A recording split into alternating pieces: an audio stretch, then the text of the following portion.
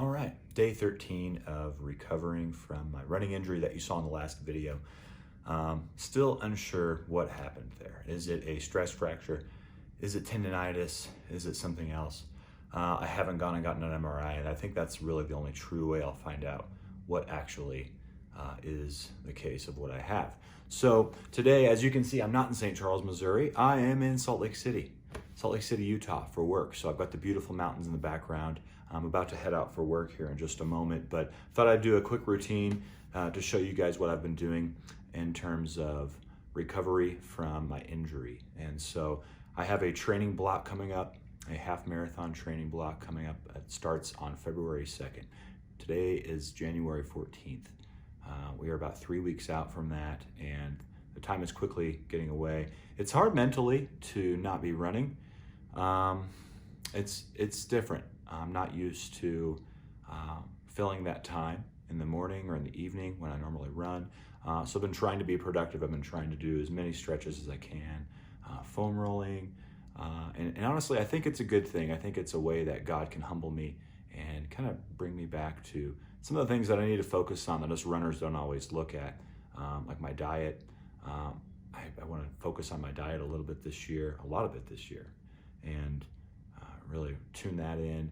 I want to focus on strength training so I don't have these injuries. I believe I had this same injury last August, just 5 months before I injured myself again here. And so there's something I'm not doing, obviously. I'm not stretching after my runs. I don't ever stretch. I don't believe I've stretched really since high school when we were made to do stretches in track and field when I ran. And really, truly just listening to my body.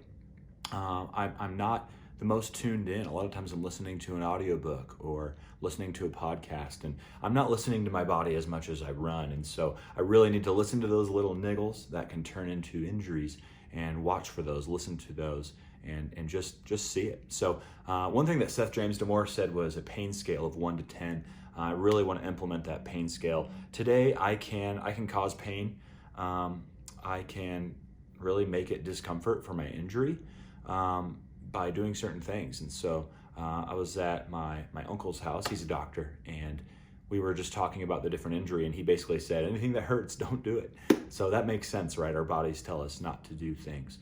So I'm just not gonna do the things that hurt. And right now, one of the things that hurts is bending my knee and really just using my calf muscle, forcing my calf muscle up. And so I'll try to show you here in a video. Let's break and I'll show you what I mean. All right, so the pain is coming from this part of my shin right here. It's only on the right-hand side.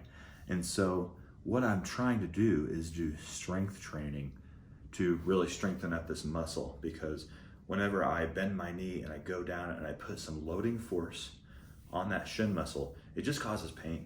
It just causes discomfort. And I thought initially, when I've had this pain in the past, the pain comes behind my knee. And I thought there was something that had to do maybe with the soleus muscle that runs underneath your two calf muscles. But what I've come to find out is that the pain is almost ghosting me. It's masked in a way. It feels like it's behind my kneecap, but when I really tune into it and really pay attention and really try to force the pain to come about in a controlled way, I guess you can say, as much as I can control it, it's really showing up and popping up in this area in the front of my calf. So as you can see in the video, I was doing some strength training, some stretches, and leg lifts, just things of that sort that I received from my uncle, from my cousin, who majors in exercise science in college, and now she's a nurse. And so just getting some routines from them.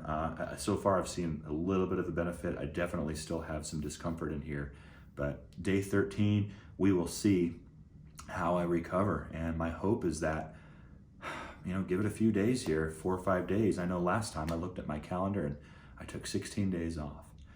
So we are just about to that. Now, one of the 13 days I did go for a run. I went for a 3-mile run to test it out about 5 or 6 days after the pain, but it just wasn't recovered yet. So at this point, I'm just gonna pay attention to the body, listen to it, and keep the recovery coming. So hopefully we'll get back at it soon. Thanks for tuning in. Onward and upward. 4 Minute Miles coming your way.